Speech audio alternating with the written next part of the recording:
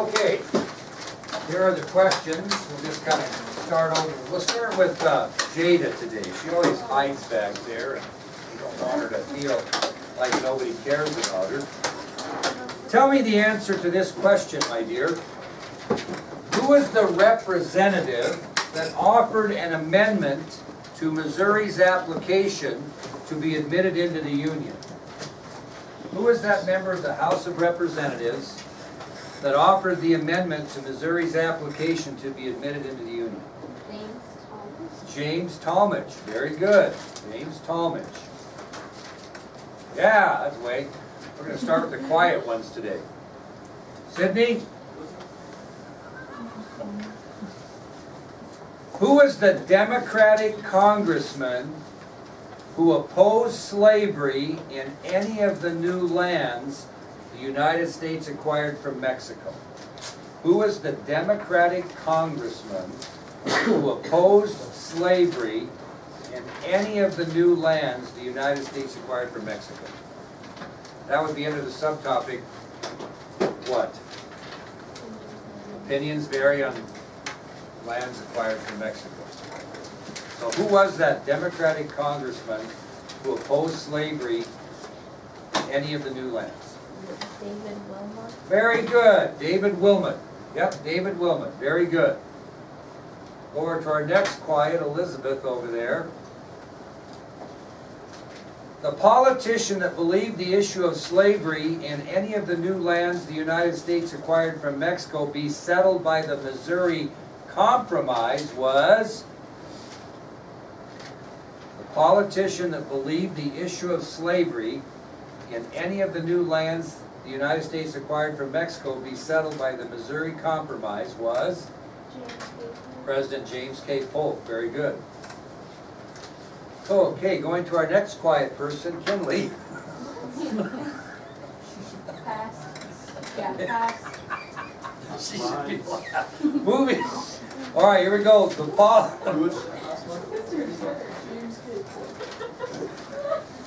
I'm just getting even. The politician that believed that Congress had absolutely no right to prohibit slavery in any of the new lands the United States acquired from Mexico was...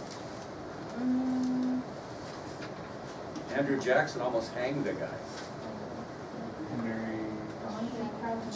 John C. Calhoun. Very good. Okay, Nick. The next quiet. Nick. The politician that believed that popular sovereignty should decide the issue of slavery in any of the new lands the United States acquired from Mexico was? Lewis Cass. Or? Stephen Douglas. Either one, yeah. So either one believed that. Again, remember, popular sovereignty is allowing the citizens of that area to decide on the issue of slavery themselves. So it could be either Lewis Cass or Stephen Douglas. Okay, Myra. The new political party that entered the presidential race in 1848 called itself the Free Soil Party. Yeah. Pudge, in the election of 1860, who did the Southern Democrats nominate for president? In the election of 1860, who did the Southern Democrats nominate for president? Icwr. No, he's a Republican. Breckinridge. Yeah, John C. Breckinridge. Very good. Okay, Cody Wade. It's really Cody Wayne. In the election of 1860, who did the Northern Democrats nominate? In the election of 1860, who did the Northern Democrats nominate? It would be Stephen Douglas. Stephen Douglas, very good.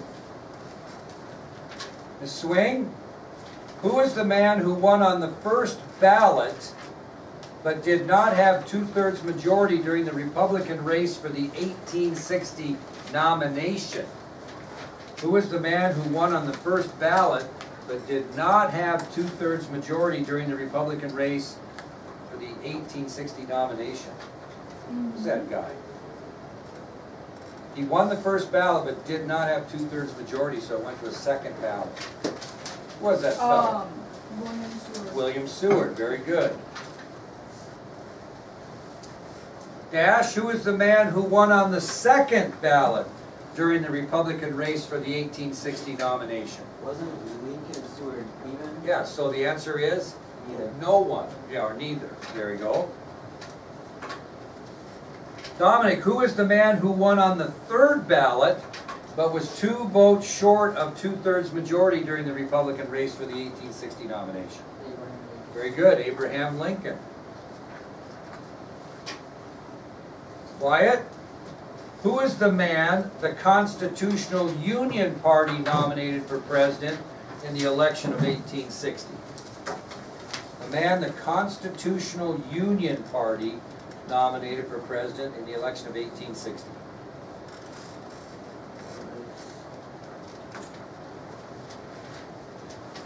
The name really should ring a bell for you. Oh. John Bell. John Bell. All right, now you should never forget that tomorrow. It should be right at the, that'll be one you get right. All right.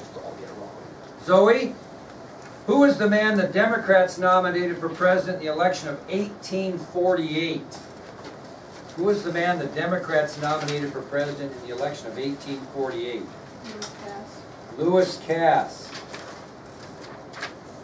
Carter, who is the man the Whig Party nominated for president in the election of 1848?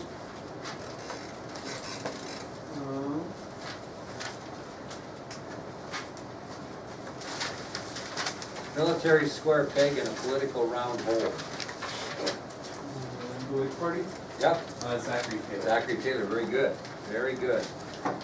Alec, my main man, who is the man that the Free Soil Party nominated for president in 1848?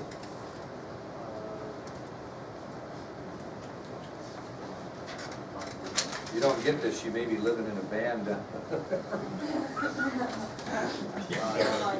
Oh, Martin Van Buren, okay, perfect.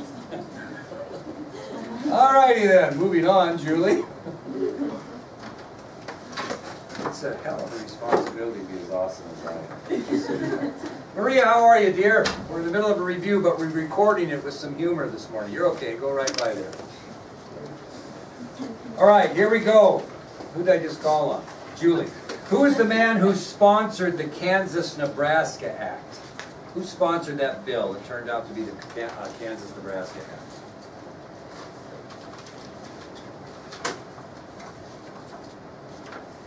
The man who sponsored the bill that became known as the Kansas-Nebraska Act. Not a girl. That's right. Talon. The fighting over slavery in the territory of Kansas, giving it the nickname Bleeding Kansas, took the lives of how many men and women? How many men and women were killed in what we know as Bleeding Kansas over the issue of slavery? More than 200, that's exactly right.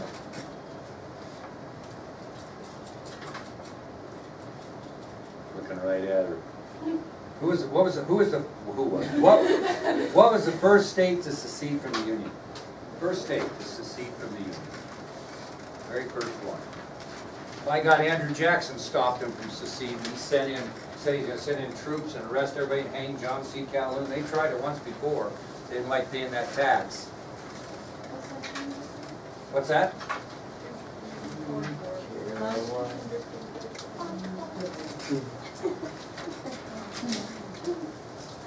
Was it Alabama? Alabama. Sweet home Alabama. No. The bottom is called Look right above your head. the bottom is called South Carolina. There we go. South Carolina.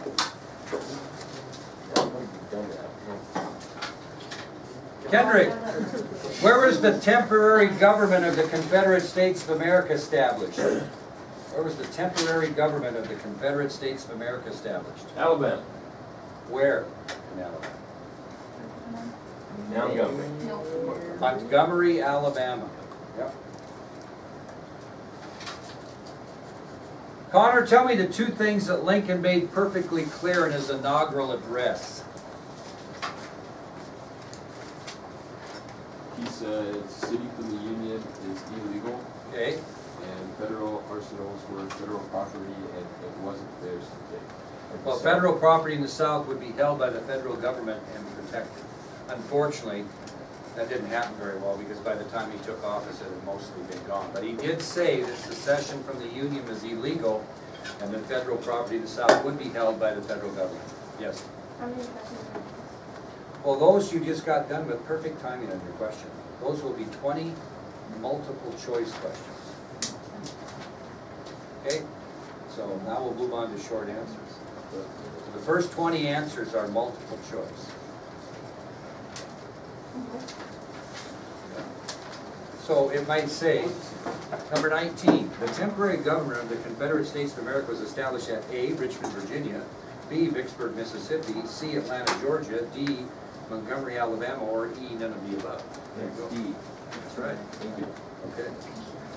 All right, short answer questions. Here we go. I think I've been through the gamut.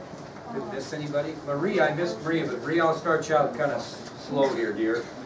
Tell me how much slaves were worth in New Orleans in 1840. How much male was worth, a female, and a child? male was worth $1,000, the female was worth $800, kids were $500. Very good. You don't have to put today's value. So a male slave is worth 1,000, a female slave 800, and a child 500. Very good, dear. Okay, Talon, give me one example of how slaves were prepped for sale. They died right here flat. That's right. Okay. Brianna, give me another example of how slaves were prepped for sale. They cut them up. Add them up. Yep.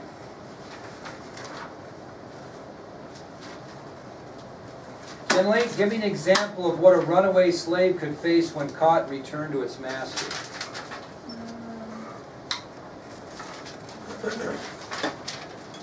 Get this right, I may do one of them to you. Which would you like? Your ears cut off, or would you like to be branded, or would you like to have your Achilles tendon sliced? You choose. Okay, which one do you want? Okay. All right, so what are some examples of runaway slave could face? Could be branded, could have their ears cut off, also could have their Achilles tendon sliced.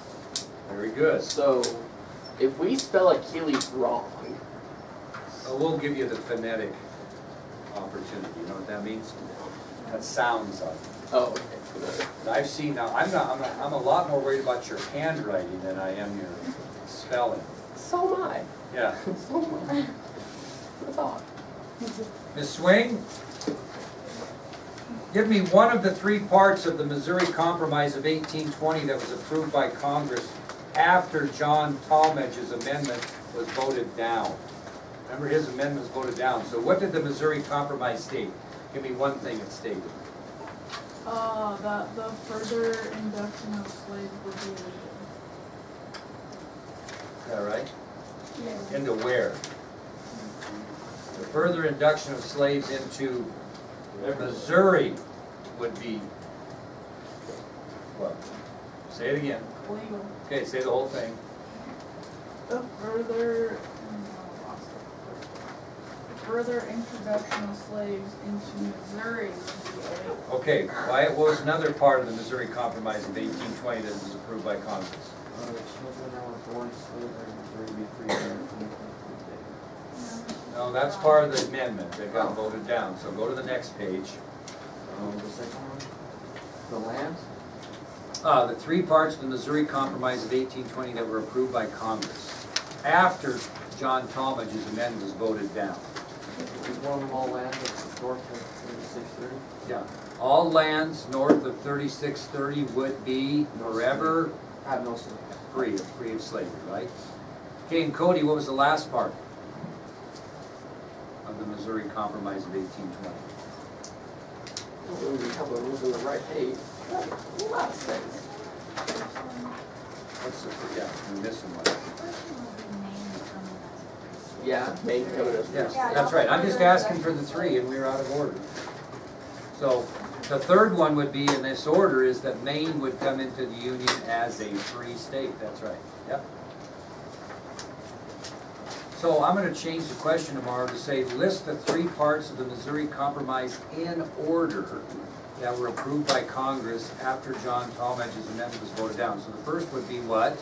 Maine was admitted into the Union as a free state. The second would be what? What's that?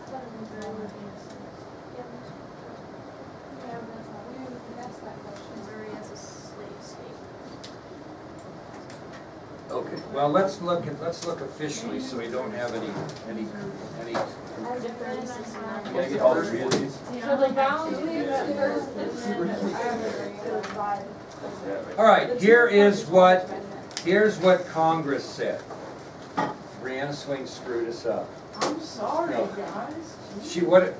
What did she quote also? The amendment. Amendment, yeah.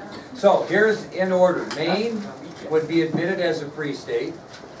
Missouri would be admitted as a slave state, and slavery would be prohibited in the Louisiana Purchase north of 3630. So if you do 3630, just do 36/30. Or a dash. Okay, so let me read the question again.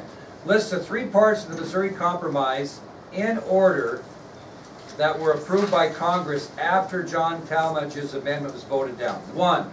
Maine would be admitted into the Union as a free state. 2. Missouri would be admitted into the Union as a slave state. And 3. Slavery would be prohibited in the Louisiana Purchase north of 3630. Okay, 36-30, 36/30. Okay?